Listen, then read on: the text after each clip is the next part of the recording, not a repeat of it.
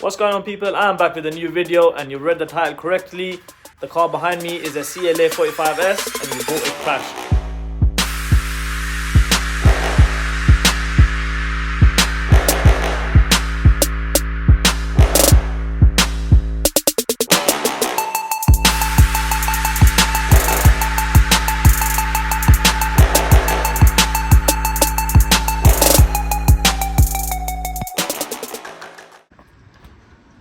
See what the inside looks like. It is a clean car, probably one of the cleanest cars I've bought from Copart, to be honest with you.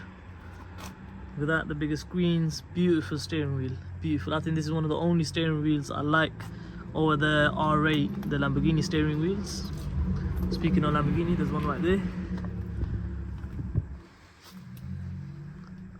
Upgraded sound system, which is always a benefit. The best thing about this is that it actually starts up, so I don't need to worry about that side of it. Let's put the ignition on to start off with. Close the door. Put the windows up, stop all that noise coming in. And let's give it a start. There you go. Being a 2021, I believe. I think from 2019, these started getting the OPFs similar to the RS3, so it's not very loud. I mean, it sounds sporty, but that's probably because it's a cold start. I mean, it is AMG after all. 2 litre, one of the I believe is the fastest 2 litre, the most powerful production 2 litre on the planet. So I'm excited, very excited about this. It's going to be a good rebuild. I mean, the damage, it looks like it's all at the back at the moment, but with these rebuilds there's always surprises, and I'm gonna be showing you all of them. So you might be thinking why I bought a car that is mainly frame damaged when we don't do any frame repairs ourselves at home. Well, I wanted to challenge myself, and to do that I bought a machine so I can learn how to do some frame repairs. And I even bought a cheaper car with some structural damage, so I could learn how to use the machine basically. And my plan was to make a new YouTube video called how to buy a cheap car or something along those lines, and I would get a car that was worth about £3,000-4,000, and I would buy it and repair it within £2,000. So I ended up buying a VW Polo. I believe it was a 2011, and you can actually see it in one of the earlier clips in this video right over there. And I actually made the video, I recorded it. It was probably one of my best videos I made. It was from start to finish, everything in one video. I bought the parts, I showed you how much everything cost. But unfortunately, I ended up losing the clip. I thought the final video had been sent over onto my laptop and I deleted all of the videos, but it hadn't, unfortunately. But it does mean I have some understanding of how to use that frame machine, which we will be using later on in the next video, possibly to repair all of this damage you're seeing here. And in the rear end, there is a crash bar and chassis legs, but there's also a lot of other, not really structural, but panels that can't be just bolted off. They are spot welded on, and those are damaged. You can see it sort of folded in on itself. There are some bits over here that are not really damaged, which is a good sign. It means the impact only goes as far as that. And even underneath, you can see the exhaust is damaged. The rear lights are also damaged, both on the body and the boot lid.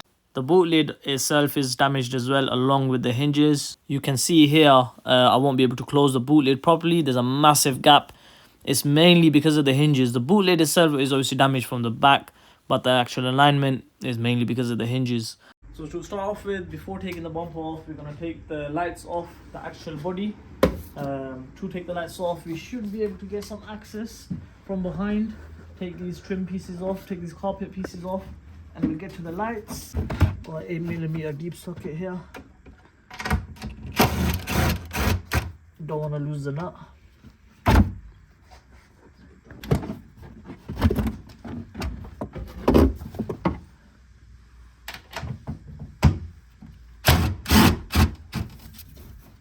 So there's actually a screw right at the back behind the carpet, which you can't even see. And I'm gonna have to take out this carpet later on anyways, so why not just do it now and make our life easier. So let's do that before we get to the lights, before we finish off the lights.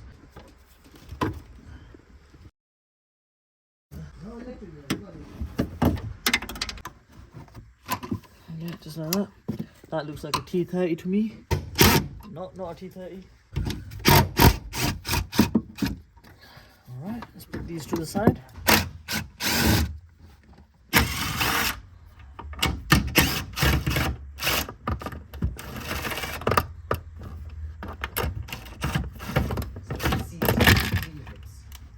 So now you should just be able to pull this carpet out.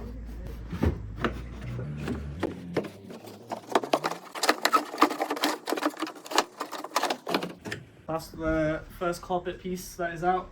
You can see inside what it covers up. The damage is not looking bad around here, you know what I mean? This is what we were scared of. The sides, the quarter panel, all of that getting damaged from the inside.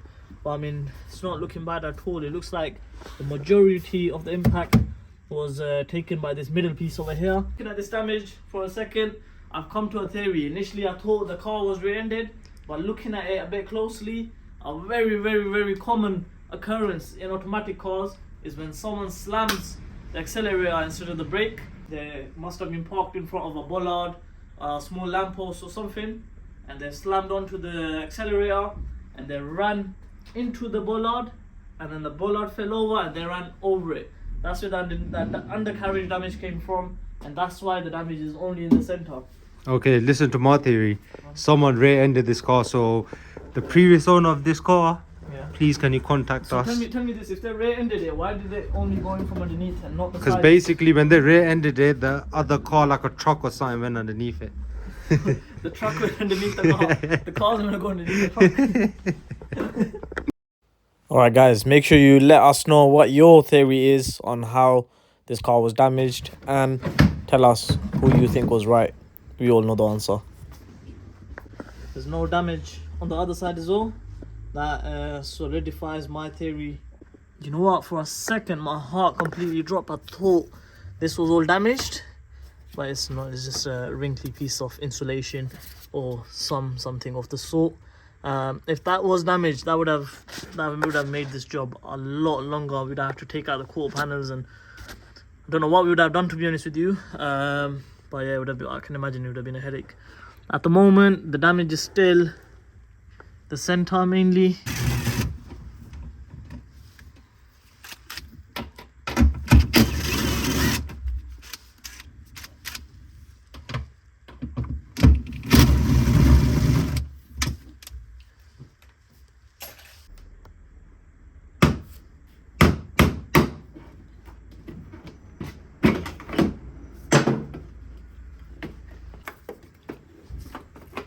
First light off, doesn't look like it's damaged at all, so that's always a good thing.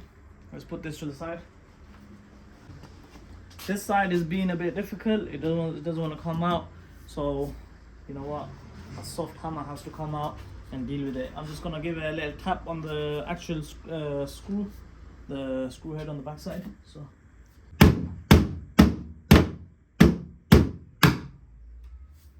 there you go. He said a little tap. Huh? There's a soft hammer. I might have to do the same on these as well.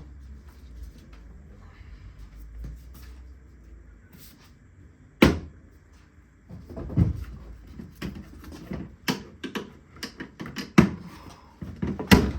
you go. Second light off. It's already is damaged, so this is pretty much useless to me. But we'll put it to the side anyways. Let's take the bumper off now. That's gonna reveal the full story of the damage.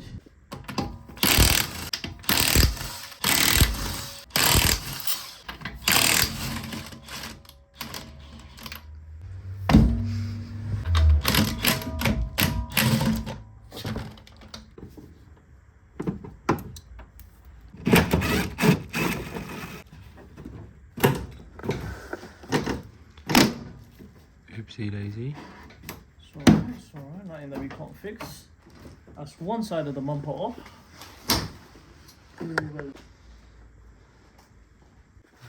Theory. So I'll tell you why it's the bollard. Listen to his theory now. Alright. So imagine the bollard is about here. He's smacked into it. The bollard's gone at an angle, then he's run it over. You know what I mean?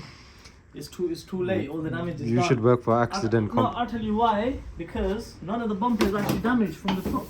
All the damage is bottom here, and none of it. Look, this is all from the bumper actually flexing from the middle, and the bollard was red.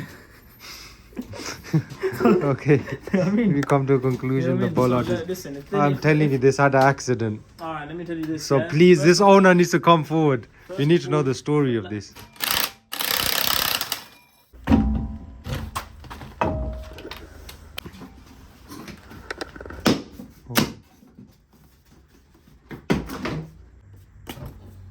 That is the bumper off. It looks like we still got the parking sensors and stuff.